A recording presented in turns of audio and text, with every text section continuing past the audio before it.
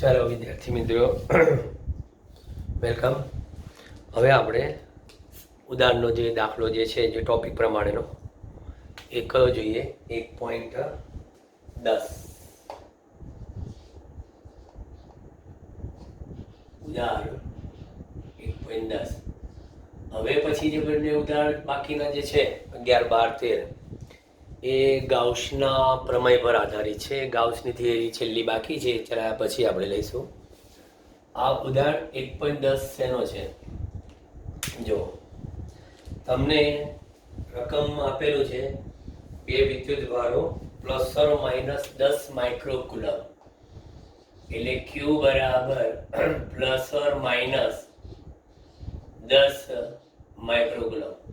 આ બે વિદ્યુત ભાર વચ્ચેનું અંતર એટલે કે 2a બરાબર આપેલું છે 5 મિલીમીટર, એટલે 5 × 10⁻³ મીટર. સૌથી પહેલા હું એક કામ કરી લઉં. માટે ડાયપોલ મોમેન્ટ કેટલું થશે? ડાયપોલ મોમેન્ટ P બરાબર બે વિદ્યુત ભાર વચ્ચેનું અંતર ગુણ્યા ગમે તે એક વિદ્યુત ભારનું મૂલ્ય, એટલે P બરાબર 2a ની કિંમત 5 × 10⁻³ મલ્ટીપ્લાય બાય 10 માઇક્રોકુલમ છે. 10 માઇક્રોકુલમ એટલે ± કેટલા? 1 માઇક્રોકુલમના 10⁻⁶ અને +1 10⁻⁵ કુલમ થાય, 10⁻⁵. મને ડાયપોલ મોમેન્ટ મળ્યું કેટલું? 5 × 10⁻⁸ કુલમ ઇન્ટુ મીટર. આ ડાયપોલ મોમેન્ટ થયું. હવે આપણને એવું કીધું છે કે આ ડાયપોલની વિષુવરેખા પર અને અક્ષ પરના એક સરખા અંતર એવા કયા? R બરાબર કેટલા પેલા છે? R બરાબર 15 સેન્ટીમીટર દૂર. 15 સેન્ટીમીટર. મીટર એના 15 × 10⁻² મીટર. હવે એક વસ્તુ એ જોજો તમે, R ની કિંમત અને અહીંયા 2a માં a બરાબર કેટલા થશે? તો કે જે a બરાબર 5/2 એટલે કે 2.5 મિલીમીટર. 2.5 મિલીમીટર એટલે 2.5 × 10⁻³ મીટર. એટલે આપણે કહીશું કે અહીં R is very very very much greater than a. બરાબર? R is very much greater than a. તો માટે પહેલો કિસ્સો આપણે ડાયપોલની અક્ષ પરના R અંતરે વિદ્યુત ક્ષેત્ર શોધીશું. સૌથી પહેલા ડાયપોલની અક્ષ પરના R અંતરે વિદ્યુત ક્ષેત્ર. આ આપણું ડાયપોલ. આ -Q, આ +Q, અને આ બિંદુ P, જેને આ કેન્દ્ર ઓથી આપણે માપીશું. -Q થી +Q તરફ આ ડાયપોલ મોમેન્ટની દિશા બતાવી દીધી. ઓકે, આકૃતિ પર જોજો બરાબર. હવે અહીંયા આ બંને વચ્ચેનું અંતર આપણને ખબર છે 2a, જે આપેલું છે, અને આ એ અંતર પણ આપણે ખબર છે. પછી આ કેન્દ્રથી આ જે અંતર એ R છે. આ અંતર R. આપણે આ R અંતરે P બિંદુ આગળ વિદ્યુત ક્ષેત્ર જોઈએ. તો તમને ખબર છે કે ડાયપોલની અક્ષ પર મળતું વિદ્યુત ક્ષેત્ર ડાયપોલ મોમેન્ટની દિશામાં હોય. એટલે હું અહીંયા આગળ લખીશ ઈ અક્ષ પરનું વિદ્યુત ક્ષેત્ર આ બાજુ. ડિરેક્શન તમારી સામે આકૃતિ ક્લિયર, બરાબર. હવે હું શું કરીશ, સૂત્ર લખીશ ઈ અક્ષ પર r is very much greater than a માટે 2 kp upon r cube, 2 kp upon r cube. તો માટે ઈ અક્ષ પર કેટલું, 2 ગુણ્યા 9 ગુણ્યા 10 ની 9 ગુણ્યા p ની કિંમત ડાયપોલ મોમેન્ટ કેટલું લાયા હતા 5 ગુણ્યા 10 ની -8 ડિવાઇડેડ બાય r ક્યુબ 15 નો ક્યુબ,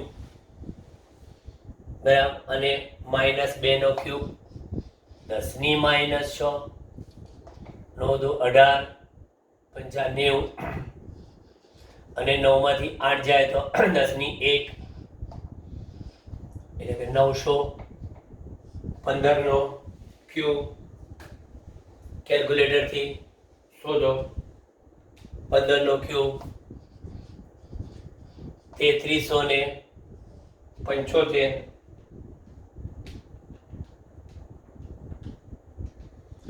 અને એની ગુણ્યા 10 ની -6. હજી આપણે ભાગાકાર બાકી છે, 900 ભાગ્યા 3375 0.2666 into 10⁻², 0.2666 into 10⁻², કેટલા 6. એપ્રોક્સી લખીએ તો 2.67 સાથે લખાય ગુણ્યા 10 ની 5. આ મને મળ્યું ક્યાં, અક્ષ પર મળતું વિદ્યુત ક્ષેત્ર ન્યૂટન પ્રતિ કુલામ. અક્ષ પર મળતું વિદ્યુત ક્ષેત્ર તૈયાર થઈ ગયું. અને દિશા કઈ, ડાયપોલ મોમેન્ટની દિશામાં. અહીં આકૃતિમાં એ લોકો અહીંયા એ અને બી નામ આપ્યું છે, બરાબર. તો એ થી બી તરફની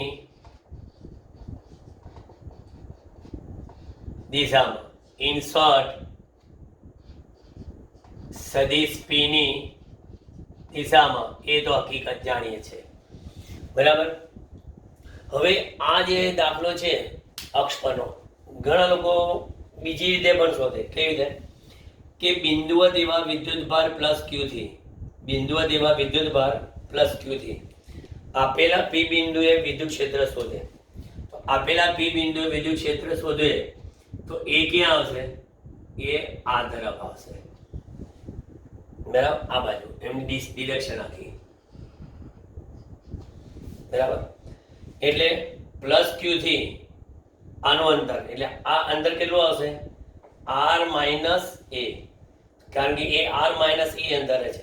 r માઇનસ e અંતરે છે તો મને આ વિદ્યુત ક્ષેત્ર કયું મળશે, e due to the positive charge.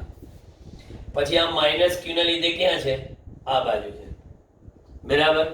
તો આ માઇનસ ક્યુ ના લીધે આ બાજુ વિદ્યુત ક્ષેત્ર, તો એ વિદ્યુત ક્ષેત્ર ક્યાં આવશે, આ. એટલે આ થશે E માઇનસ, બરાબર. તો હવે આપેલા આ P બિંદુ પાસે, આપેલા P બિંદુ પાસે E પ્લસ આ સાઈડ, E પ્લસ જમણી બાજુ અને E માઇનસ ડાબી બાજુ. તો જમણી બાજુ ડાબી બાજુ બાદબાકી થતા E પ્લસ ની કિંમત મોટી છે ને E માઇનસ ની કિંમત નાની છે, એટલે મને પરિણામી ક્યાં મળશે, આ બાજુ. એટલે આ થશે EP સદિશ. સૂત્ર કયું, KQ બાય R સ્ક્વેર અને KQ બાય R સ્ક્વેર. અહીંયા આગળ આપેલા P બિંદુથી આનું અંતર, બરાબર, અને આનું અંતર. આ અંતર જોવા જશો તો શું થશે, 2a પ્લસ r, અને આ થશે તો કયું, r માઇનસ a. એટલે એ રીતે પણ શોધાય, જવાબ તો આ જ આવશે. પણ ડાયપોલનો દાખલો હોય એટલે જાજી માથાકૂટ કરવાની નહીં. ડાયપોલના દાખલામાં જોઈ લેવાનું કે આર જે છે is very much greater than A હોય તો આ રીતે તમે ગણતરી કરી શકો. બરાબર, એક તમારું કેલ્ક્યુલેશન થઈ શકે. બરાબર, ટેક્સ્ટ બુકમાં તમને જો બે રીત આપેલી છે. બરાબર, ટેક્સ્ટ બુકમાં બે રીત આપેલી છે, બિંદુવતની આપેલી છે અને ડાયપોલના લીધે પણ આપેલી છે. અને છતાંય બંનેનો જવાબ કેવો આવે છે? 2.7 × 10⁵ સેમ જવાબ આવે છે. ચલો હવે બીજો કિસ્સો લઈ લઈએ. બીજો કિસ્સો, ડાયપોલની વિષુવરેખા પરના ડાયપોલની વિષુવરેખા પરના કયા અંતરે? તો એ જ એટલું જ આર અંતરે વિદ્યુત ક્ષેત્ર. તો હવે એમાં મને એ લોકોએ આ એ જ ડાયપોલ, એનું ડાયપોલ મોમેન્ટ માઇનસ ક્યુ પ્લસ ક્યુ અને આ વિષુવરેખા પરનો આ બિંદુ, એને આપણે કહીએ છીએ ક્યુ બિંદુ. વિષુવરેખા પરનો બિંદુ ક્યુ. તો આ પ્લસ ક્યુ ના લીધે માઇનસ ક્યુ ના લીધે તમને ખબર છે એ ક્યાં આવે? નીચે.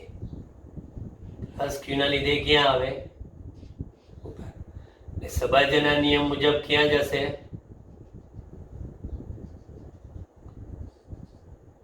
આ બાજુ. એટલે આ મને મળશે ઈ કયું? વિષુવરેખા પરનું વિદ્યુત ક્ષેત્ર. જે ડાયપોલ મોમેન્ટ ની ક્યાં ગયું? વિરોધ. ડાયપોલ મોમેન્ટ ની વિરુદ્ધ. જેમ આ એ થી બી તરફ હતું, આ બી થી એ તરફ આવશે. એટલે વિષુવરેખા પર માટે આ રીતે આકૃતિ આવશે. આમાં પણ બિંદુવતની જેમ શોધી શકો. બરાબર, પણ આમાં જે અંતર જે છે, બરાબર, આ જે અંતર આર, આ આર અંતર અહીંથી આમાં અંતર શું આવશે? અંડર ટોપ r² + a², r² + a². બંને અંતર આના સરખા આવશે અને સબાજના નિયમથી વિદ્યુત ક્ષેત્ર શોધવાનું આવશે. પણ અહીંયા પણ આપણે સૂત્ર શું આવશે? ઈ વિષુવરેખા પર kp/rq તો ઇક્વલ ટુ k એટલે 9 × 10⁹ ઇન્ટુ p ની કિંમત 5 × 10⁻8 / r એનું એ જ છે 15³ × 10⁻6 બરાબર. અહીંયા આગળ સાદરૂપ પાછો 9 × 5 = 45 અને પાછું 1 એટલે 450 અને આ 3375 × 10⁻6. તો આમાં જે છે એથી અડધો જવાબ 333 × 10⁻6. તો પછી ઈ વિષુવરેખા પર કેટલું આવ્યું? 1.33 એમાં એપ્રોક્સી ગુણ્યા 10⁵ ન્યૂટન પ્રતિ કુલામ. અને આની દિશા કઈ? તો કે બી થી એ તરફની દિશામાં, એટલે કે સદિશ p ની વિરુદ્ધ. બરાબર, સદિશ p ની વિરુદ્ધ દિશામાં. ચલો, જ્યારે કામ સહેલેથી પતતું હોય તો હાથે કરીને આપણે છેડખાની કરાયની કોઈ બી દાખલામાં તમને કહી દઉં. બરાબર, આ હું તમને એક સેલ્ફ આપું છું, તમારે છેડખાની કરવી જ છે ને તો આ સેલ્ફ કરો એટલે ખ્યાલ આવી જાય કે હું તમને ક્યુની કિંમત પ્લસ ઓર માઇનસ ક્યુની કિંમત plus or minus AV 10 nano coulomb આપી દઉં. ચલો નેનો કુલમ, માઇક્રો કુલમ નહીં, નેનો કુલમ. અને બે વિદ્યુત ભાર વચ્ચેનું અંતર એ હું તમને એની જેટલું જ આપું 5 મિલીમીટર. બરાબર. પણ આર બરાબર કયા અંતર શોધવું છે? તો કે આર બરાબર અતિ દૂરના અંતરે નહીં, આર બરાબર 15 મિલીમીટર અંતરે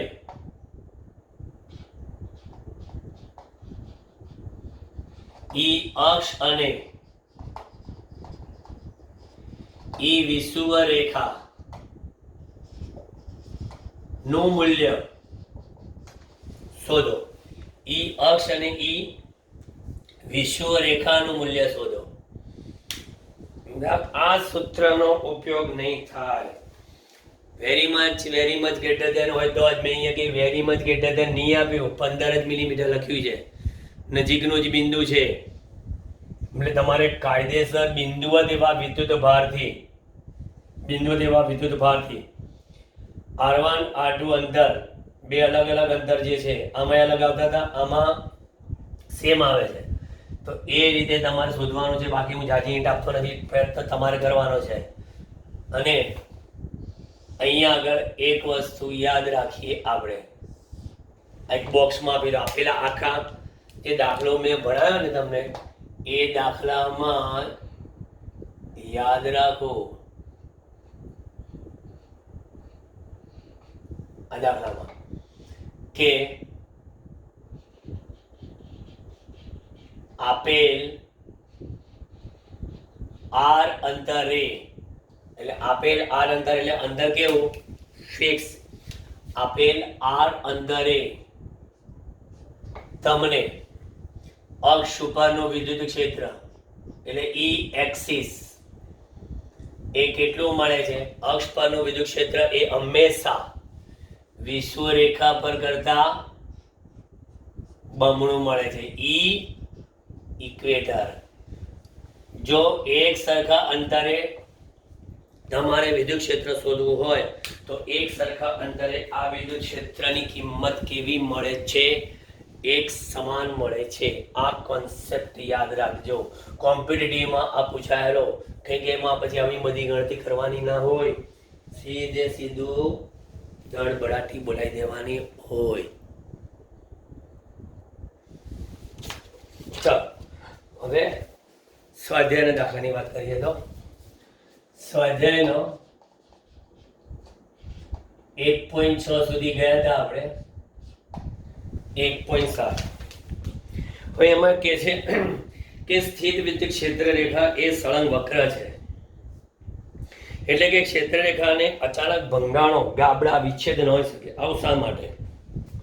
જો સ્થિત વિદ્યુત ક્ષેત્ર એ સળંગ રેખા છે એટલા માટે કે સ્થિત વિદ્યુત ક્ષેત્રમાં આપણે સમજાયું હતું કે કોઈ પણ બિંદુ આગળ એકમ ધન વીજભાર પર લાગતું બળ, હવે એ વિદ્યુત ક્ષેત્ર હોય તો જ એ વિદ્યુત ભાર પર બળ લાગે.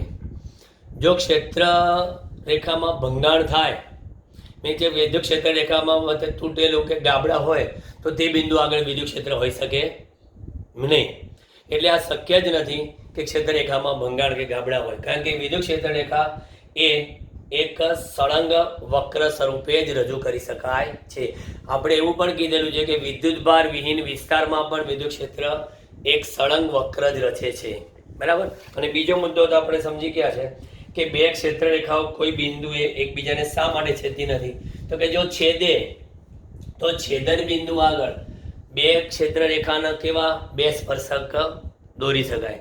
તો આપણને ખબર છે કે કોઈ પણ બિંદુએ ક્ષેત્ર રેખાને દોરેલો સ્પર્શક તે બિંદુ આગળ આપેલા ક્ષેત્રની દિશા દર્શાવે છે.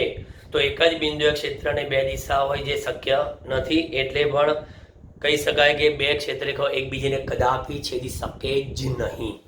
બરાબર, આ સમજાઈ ગયો આપણને 1.7. હવે 1.8 જોઈએ. બે બિંદુવત વિદ્યુત ભારો QA અને QB. તો બિંદુવત વિદ્યુત ભારો અહીંયા બતાવી દીધું, આ QA અને આ QB. QA ની કિંમત મને આપેલી છે કેટલી? 3 માઇક્રોકુલમ. QB ની કિંમત -3 માઇક્રોકુલમ. એકબીજા શૂન્યાવકાશમાં 20 સેન્ટીમીટર અંતરે રહેલા છે. એટલે r બરાબર એમનું અંતર 20 સેન્ટીમીટર. 20 સેન્ટીમીટર એટલે હું અહીંયા આગળ એમનું આ ડિસ્ટન્સ r બતાવી દઉં. r કિંમત 3 માઇક્રોકુલમ, 3 ગુણ્યા 10 ની માઇનસ 3 ગુણ્યા 10 ની માઇનસ 6 ઘાત કુલમ, -3 ગુણ્યા 10 ની માઇનસ 6 ઘાત કુલમ, અને 2 ગુણ્યા 10 ની માઇનસ 1 ઘાત મીટર. સેન્ટીમીટરના મીટર કરી નાખ્યા. પછી આગળ શું કહે છે? બે વિદ્યુતવાન જ્યોતિ રેખાના મધ્ય બિંદુ O પાસે વિદ્યુત ક્ષેત્ર શોધો. એટલે અહીંયા આગળ બરાબર, એટલે આ આપણું પ્લસ છે અને QB આપણે કેવા છે? માઇનસ છે. અહીંયા બતાવીએ છીએ, અહીંયા તો લખેલા છે. વિદ્યુત ક્ષેત્ર શોધો. પછી B પછી જોઈએ. બરાબર, આપણે અહીંયા આગળ પહેલું શોધવાનું છે શું? O પાસે વિદ્યુત ક્ષેત્ર EO equal to question mark. બરાબર, આ આપણી રકમ હતી. રકમ પ્રમાણે આગળ વધીએ. O પાસે વિદ્યુત ક્ષેત્ર અહીંયા આગળ -QB ના લીધે દાખલ થતું, બરાબર. પછી અહીંયા +Q ના લીધે ઉદ્ભવતું, એટલે આ કહેવાય EA અને આ થશે EB. તો પછી EA અને EB ની એક જ દિશા, તો પછી EO પર ક્યાં આવશે? આ બાજુ છે. બરાબર, એટલે QA થી QB તરફનું આ વિદ્યુત ક્ષેત્ર થશે. ચાલો હવે આગળ વધીએ. અહીંયા EO બરાબર શોધવાના છે. પહેલા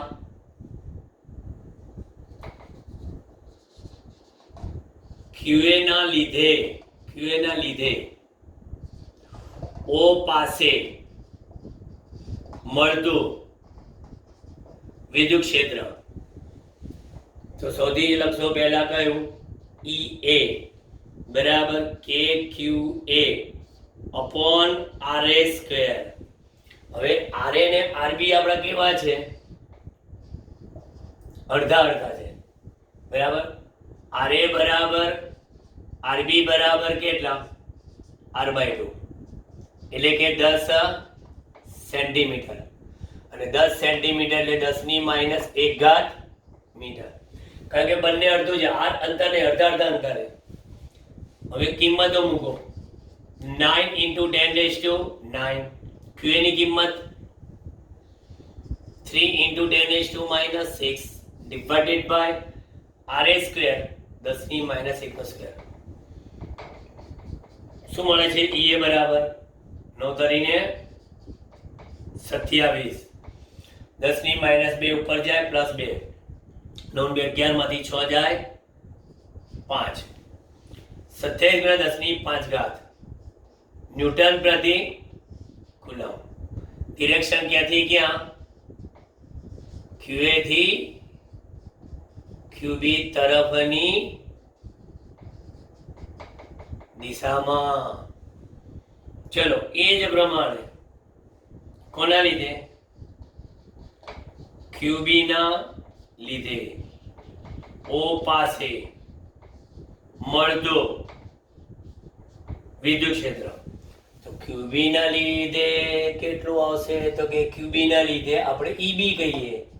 EB બરાબર KQB અપોન RB સ્ક્વેર.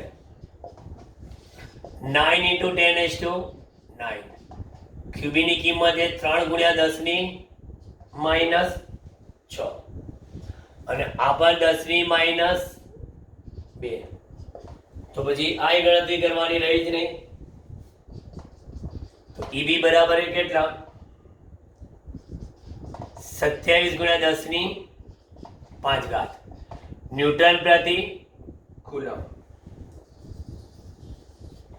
આભાર. QA થી QB તરફની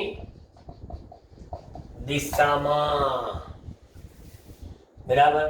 તો માટે O પાસે મળતું કુલ અથવા તો પરિણામી એવું વિદ્યુત ક્ષેત્ર બે રેખાની જોડતી રેખાની મધ્ય બિંદુએ છે ને, એટલે EO બરાબર EA વત્તા EB 27 ગુણ્યા 10 ની 5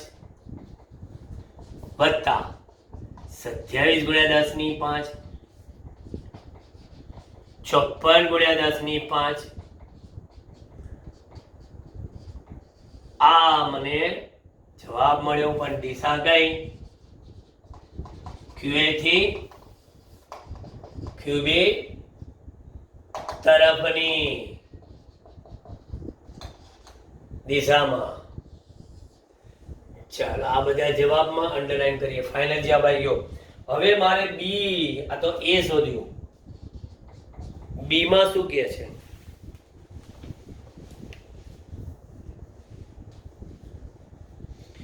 બી માં એવું કહે છે કે એક ઋણ પરીક્ષણ વિદ્યુત ભાર Q બરાબર કેટલો? 1.5 10 ની માઇનસ 9, 1.5 10 ની માઇનસ 9 ઘાત કુલમનો ઋણ પરીક્ષણ વિદ્યુત આ બિંદુ મૂકવામાં આવે છે. આ બિંદુ એટલે કે કયા? આ O બિંદુએ. તો તેની પર લાગતું બળ, તો અહીંયા આગળ F બરાબર કોની પર? FQ બરાબર EO ઇન્ટુ Q.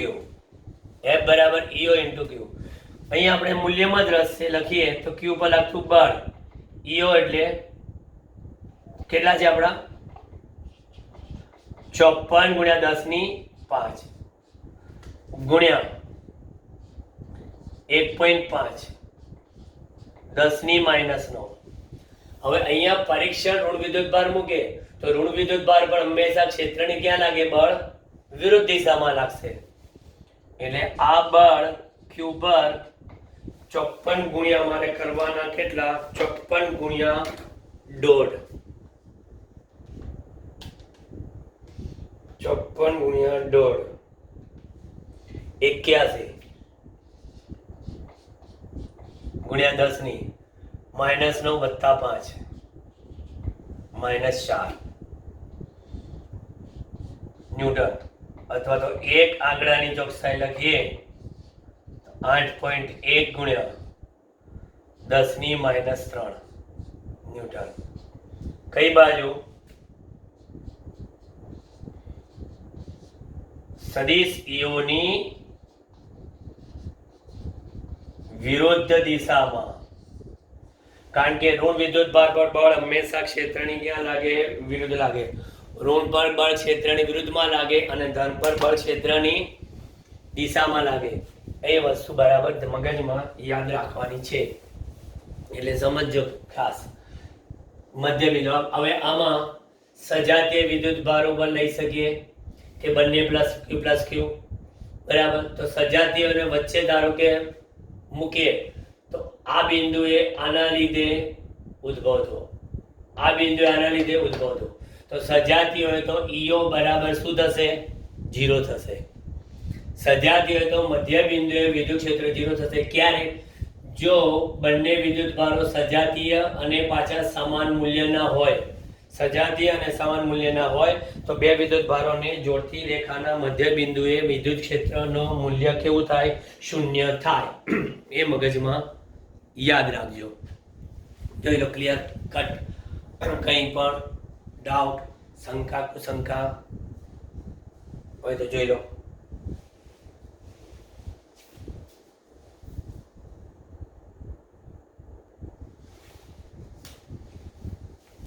સ્વાધ્યાયનો દાખલો આગળ જોઈએ. કયો? 1.8 જો 1.9. એક તંત્રમાં બે વિદ્યુત ભારો આપેલા છે. હવે આ જે તંત્ર છે ને એ ડાયપોલ જ થયું કહેવાય. બરાબર? કયું? જો એક તંત્રમાં QA બરાબર 2.5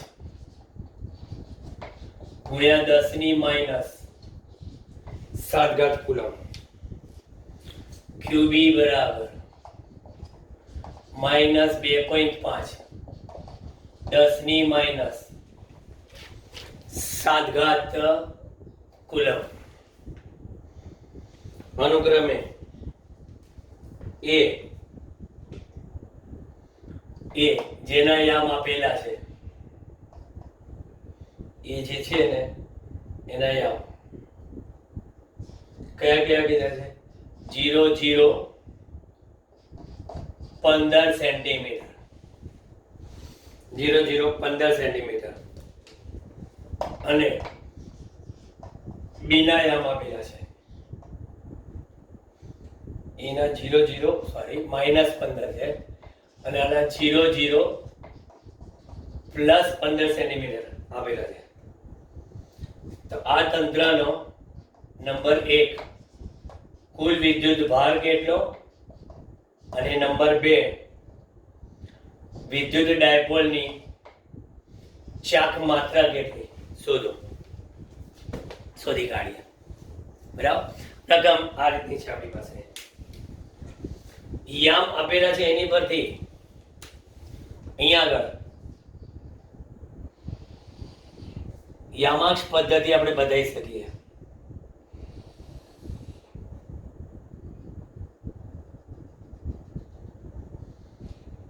આને કહીએ આપણે x અક્ષ, z અક્ષ, y અક્ષ ઉગમ બિંદુ. બરાબર? અને અહીંયા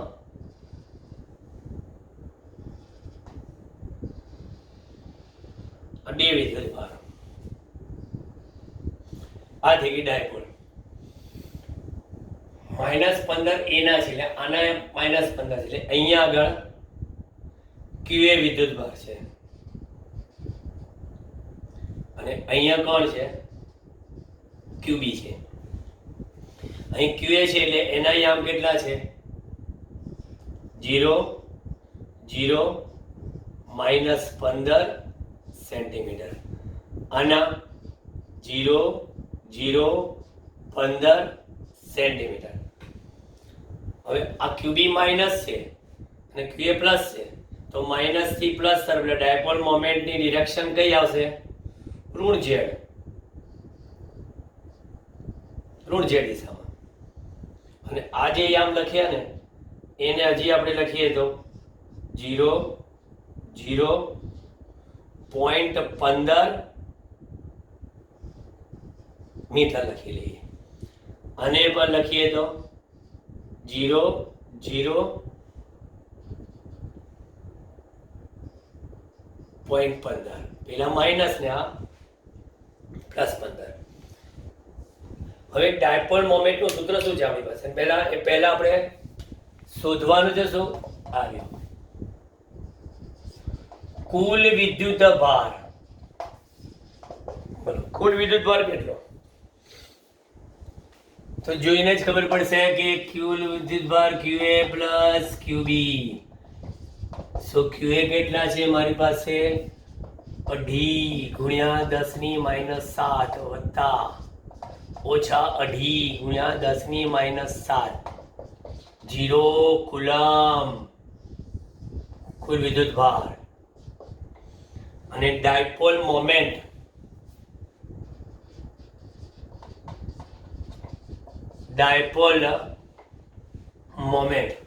ડાયપોલ મોમેન્ટમાં અહીંયા આગળ સદિશ P બરાબર 2AQ. બેમાંથી ગમે તે એક વિદ્યુત ભાર નું મૂલ્ય QA બરાબર QB બરાબર ક્યુ લઈ લીધો મેં, અને સદિશ પી બરાબર 2a એટલે 2a અધો દિશામાં છે બરાબર. અધો દિશામાં હોય તો યામની દ્રષ્ટિએ શું આવશે?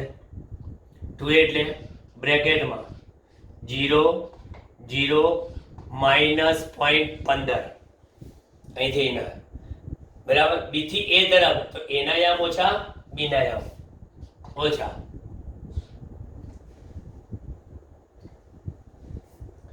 શું હશે? 0 0 0.15 થઈ ગયા. યામની બાદબાકી કરી અને અહીંયા ક્યુ ની કિંમત કેટલી છે આપણી પાસે?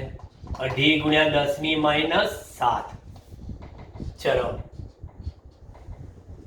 અહીંયા એક જ ઘટક છે ખાલી, જો બ્રેકેટમાં એક જ કૌંસ લઈએ.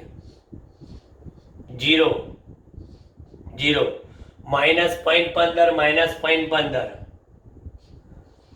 માઇનસ 0.30 અને ગુણાકારમાં 2.5 ગુણ્યા 10 ની માઇનસ 7 બરાબર. કેલ્ક્યુલેટરથી ગુણાકાર કરીશું.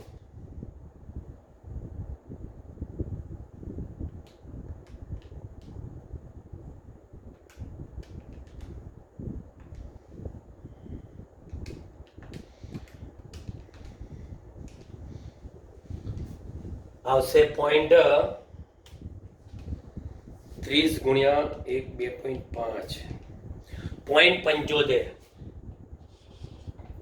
સદિશ પી બરાબર 0 નો ગુણાકાર 0 I 0 માઇનસ 0.75 ગુણ્યા 10 ની માઇનસ 7 આટલા કુલમ ઇન્ટુ મીટર. માત્ર કયો યામ આવ્યો? ઝેડ યામ આવ્યો બરાબર. એટલે કે સદિશ પી બરાબર હજી 1 દશાંશની આગળ લઈ જઈએ તો કેટલા? માઇનસ 7.5 ગુણ્યા 10 ની માઇનસ 8 ઇન્ટુ કેટલા? કે કેરેટ કુલમ ઇન્ટુ મીટર. માટે ડાયપોલ મોમેન્ટ ઋણ ઝેડ અક્ષની દિશામાં 7.5 ગુણ્યા 10 ની માઇનસ 8 ઘાત કુલમ ઇન્ટુ મીટરના મૂલ્ય ધરાવતો હોય. આ પરફેક્ટ જવાબ આપ્યો મેં તમને. આખા દાખલાનો પરફેક્ટ જવાબ કે તો પરફેક્ટ જવાબ આ આવ્યો કહેવાય તમારો કે ડાયપોલ મોમેન્ટની દિશા કેટલી આવશે? ડાયપોલ મોમેન્ટ દિશા ઋણ ઝેડ દિશા. જોઈએ પાઠ્યપુસ્તકમાં જવાબ આવી જાય છે ને. ચાલો જવાબ આવી ગયો. Very good. હવે એક બીજો એક ડાયપોલનો છે દાખલો, સાવ નાનો. એટલે આને દાખલો ના કહી શકાય, આપણે એક દાખલી કહી શકાય. અમે દાખલાની નાના દાખલાને દાખલીઓ કહીએ છીએ. દાખલીઓ એની રકમ શું આવે? એટલે દાખલો નંબર 1.10.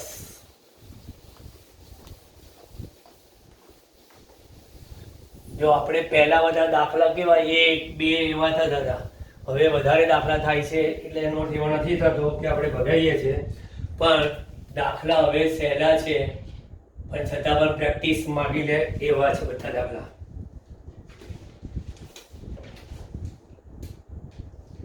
જો શું આવ્યું છે?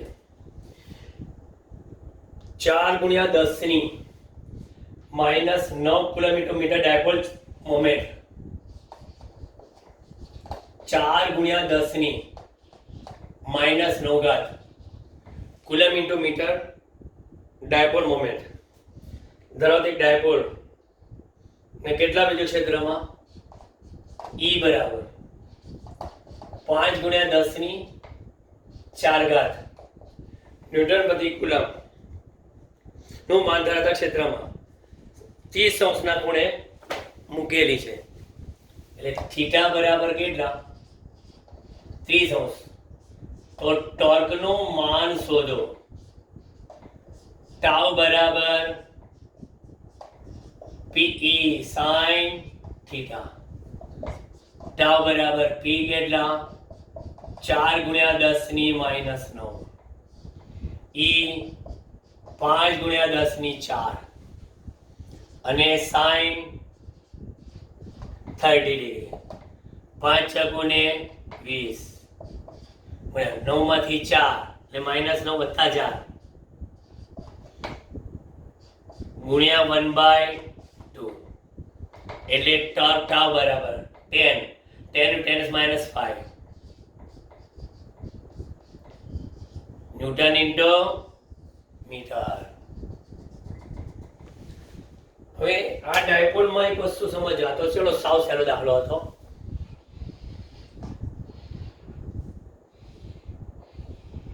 પણ યાદ રાખો,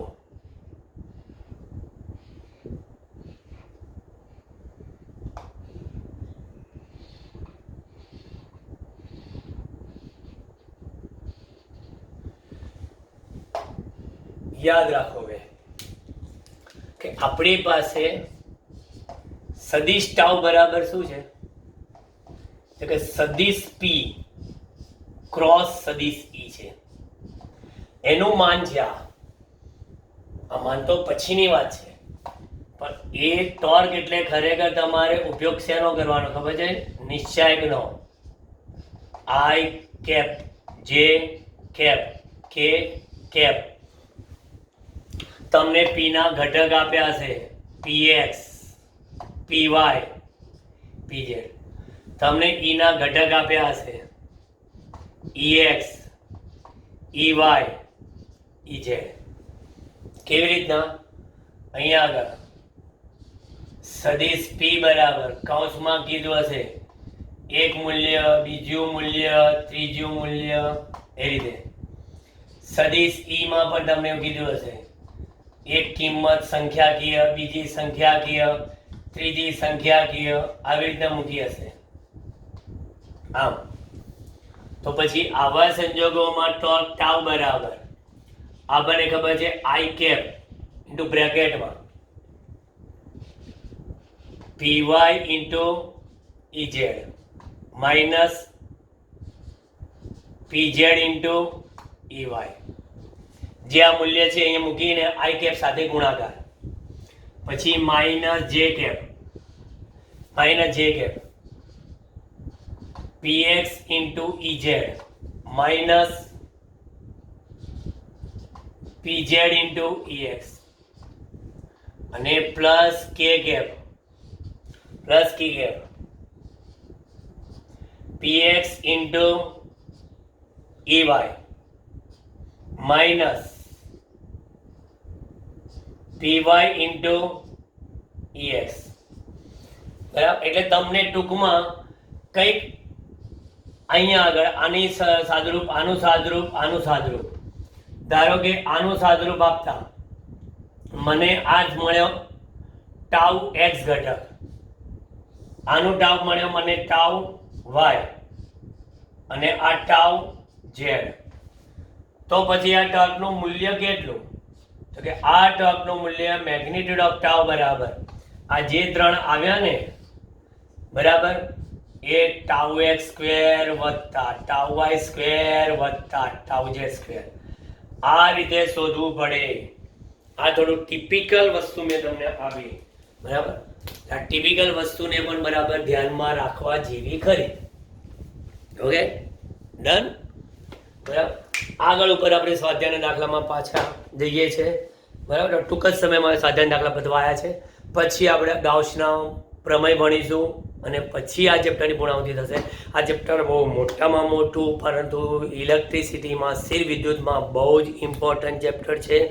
આ ચેપ્ટર બરાબર મગજમાં આમ ફિટ કરશો ને તો સેકન્ડ ચેપ્ટર ઇઝીલી મૂવેબલ જશે, અને પછી તો કહેવું જ નથી. And so on.